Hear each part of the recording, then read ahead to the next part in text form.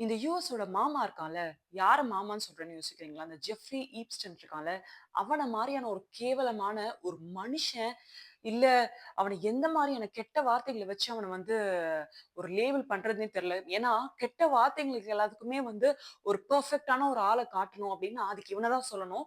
இது என்னோட கருத்து மட்டும் இல்ல. இந்த வீடியோ ஃபுல்லா பாருங்க. கடைசில நீங்களும் வந்து அப்படித்தான் சொல்வீங்க.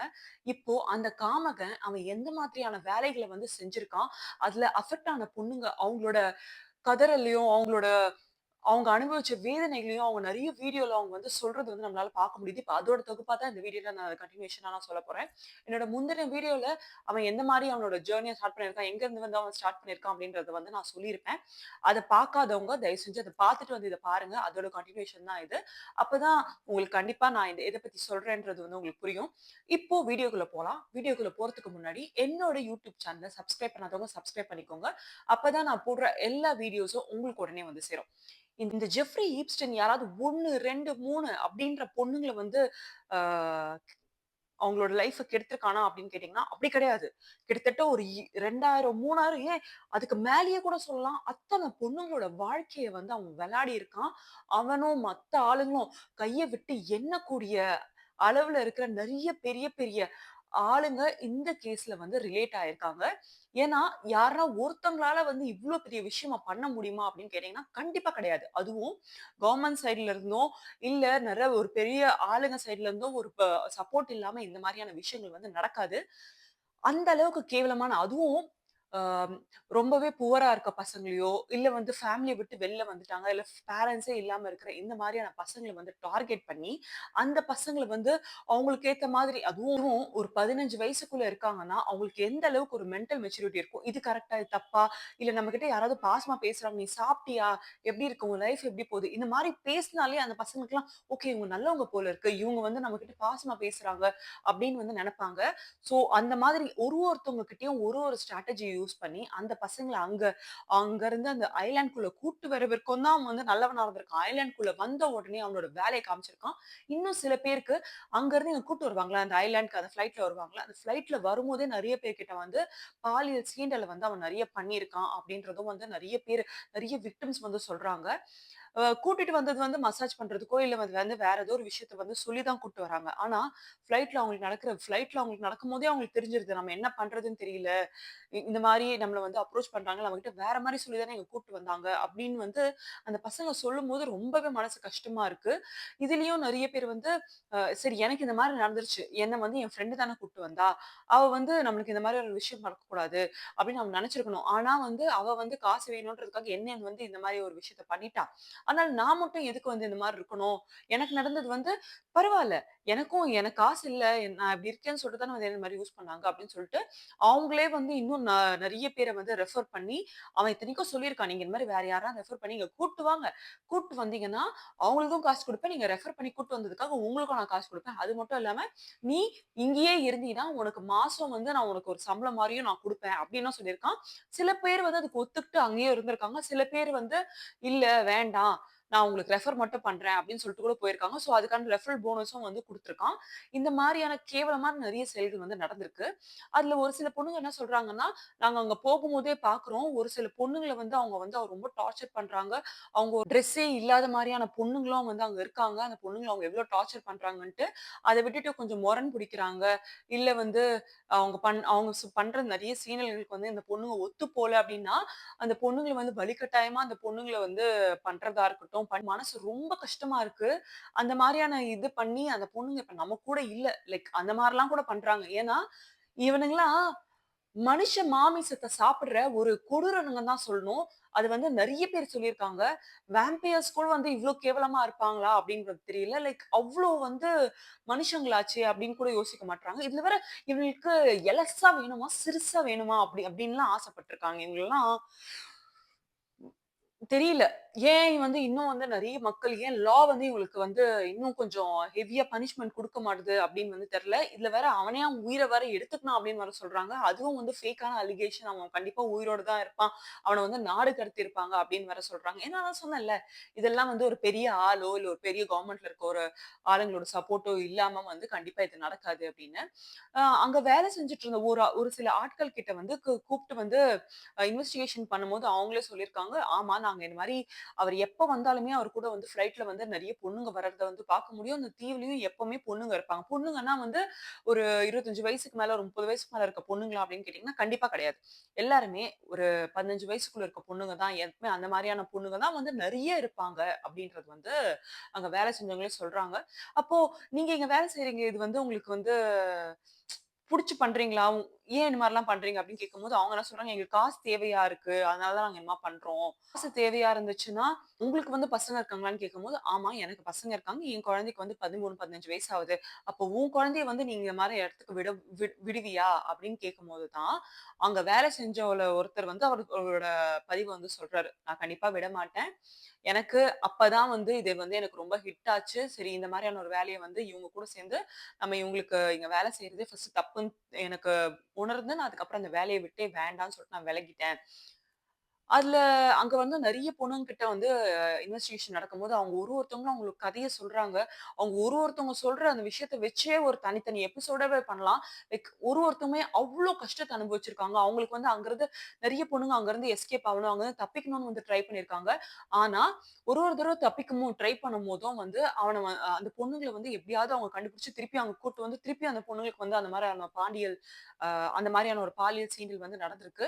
அப்போ அதையும் மீறி வந்து ஒரு சில பொண்ணுங்க வந்து தப்பிக்க ட்ரை பண்ணும்போது, எப்படியாவது அவங்கள கண்டுபிடிச்சு கூட்டு வந்துர்றாங்க. அப்பதான் தெரியுது, அவங்களுக்கே தெரியாம ஆ சி கேமரா வந்து நெறைய ஃபிக்ஸ் பண்ணியிருக்காங்க. எல்லா இடத்துலயும் ஃபிக்ஸ் ஆயிருக்கு. அவங்களால எங்கேயுமே தப்பிக்க முடியாதுன்னு தெரிஞ்சிருச்சு. ஸோ, அவங்களே விட்டா தான் வந்து அங்கருந்து தப்பிக்க முடியுன்ற ஒரு நிலைமை வந்து நிலைமை அவங்களுக்கு தெரிஞ்ச உடனே, என்ன பண்றதுன்னு சொல்லிட்டு நெறைய பேர் வந்து அப்படியே அது வந்து பொறுத்துட்டு போயிருந்திருக்காங்க. இதுல நெறைய பேர் நீங்க ஏன் வந்து இதெல்லாம் பொறுத்துட்டு போணும்? நீங்க வந்து வெளில வந்து பேசணும். அதுக்கு ஃபர்ஸ்ட் நாங்க இங்கருந்து வந்து நாங்க உயிரோட தப்பிக்கணும்ல. அதுக்கான வழியே அங்க கிடையாது. ஏன்னா, அது ஒரு தனி ஐலேண்டு. அங்க அவனோட ராஜ்யம் மட்டும் தான் நடக்கும். அவனோட ஆட்கள் மட்டும் தான் இருப்பாங்க.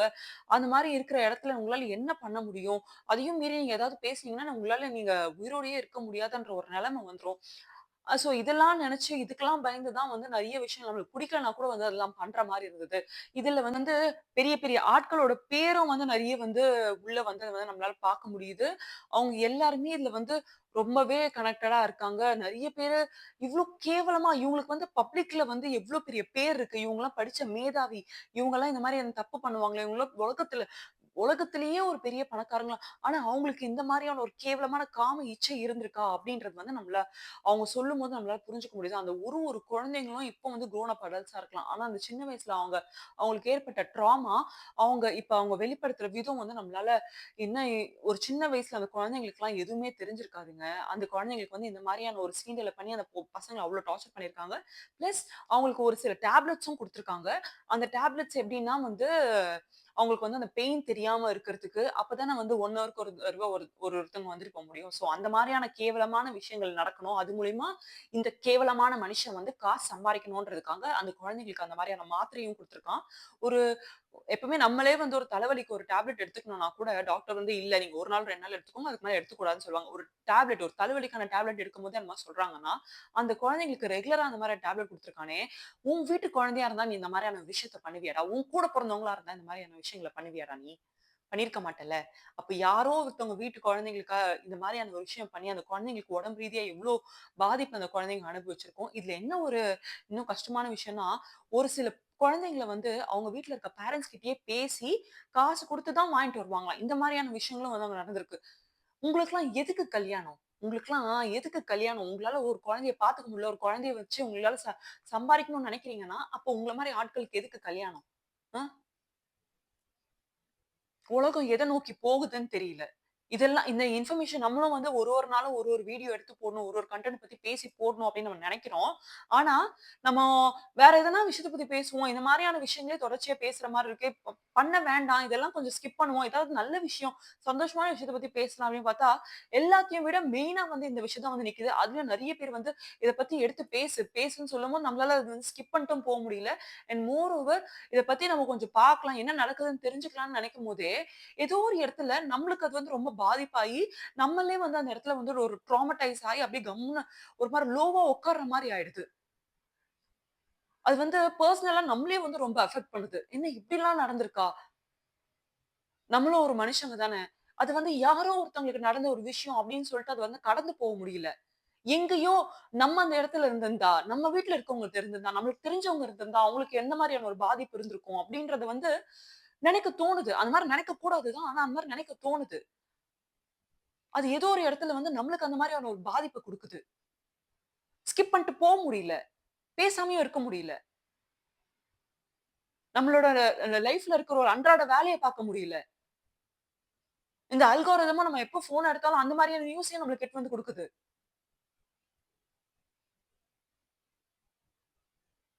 நம்ம எல்லாரும் ஏதோ ஒரு இடத்துல வந்து வீட்ல நம்ம அப்பா, அம்மா கூட வந்து இங்க சந்தோஷமா இருக்கோம்.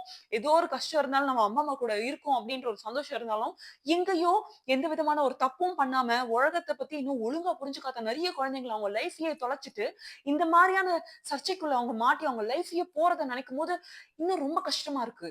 ஸ்கிப் பண்ணிட்டு போ முடியல. டெல்லில இன்னும் 800 குழந்தைங்க என்ன ஆனாங்கன்னு இன்னும் தெரியல. இன்னும் கண்டுபிடிக்க முடியல. அன்பிரெடிக்டபிள் போலீஸே சொல்லிடுச்சு.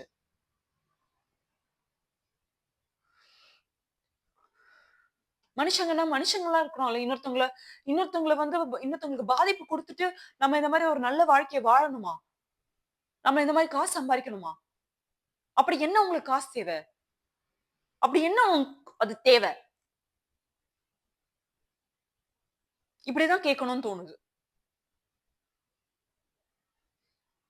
அதுவும் ஒரு ஒரு விக்டிம்ஸும் அவங்க கதைய சொல்லும்போதெல்லாம், பாவம் அவங்க அவ்ளோ கஷ்டம் அனுபவிச்சிருக்காங்க. இன்னும் என்னோட அடுத்த அடுத்த வீடியோஸ்ல வந்து இன்னும் ஒரு ஒரு விக்டிம் அவங்க கதைய சொன்னத வந்து நான் சொல்ல தான் போறேன். நான் இத சொல்லக்கூடாதுன்னு நெனச்சேன். ஆனா, ஸ்கிப் பண்ணிட்டு போக முடியல. இதுக்கான அப்டேட்ஸ் நான் கண்டிப்பா என்னோட அடுத்த அடுத்த வீடியோஸ்ல நான் கண்டிப்பா குடுப்பேன். இந்த வீடியோவ உங்க ஃபிரெண்ட்ஸ் அண்ட் ஃபேமிலி எல்லாருக்கும் ஷேர் பண்ணுங்க. அதுவும் பெண் பிள்ளைகள் கண்டிப்பா யார நம்பணும், யார நம்பக்கூடாதுன்றது வந்து தயவு செஞ்சு புரிஞ்சுக்கோங்க.